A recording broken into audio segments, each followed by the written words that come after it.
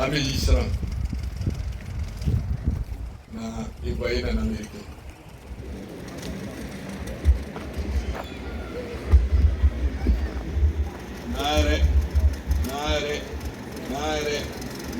Nare yo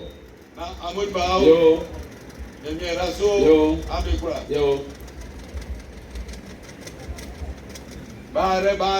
yo ba amud bao yo amikura yo ana say na mo sapa ma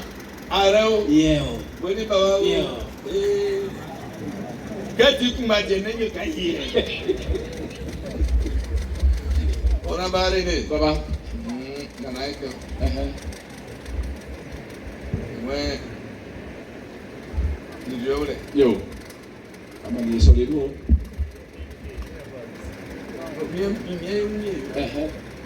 oye jobe no ile nti nana lui ma trois pa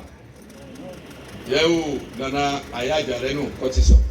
le babeto sran pa le boy ti amani bofo yo eti ke makere ikrai si ke ijo na ijo nana lui ma iduma so pa eti agwa mi bali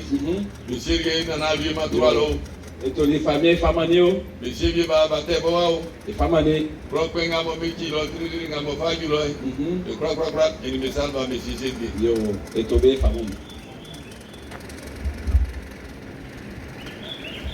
amani more pa ngai wa e bi ngwa fa ere ke kena na mi bali ad ma usa be awrubu ro ko kotisa eti akuna ngare na na fa go ja mu yo ya fi di gwa so ai na nzausa pro mo yamani yo ari ne baba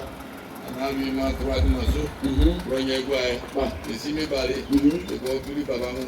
e ka be no so de sa ke wa ai ma re ke bi mu ole kotisa eti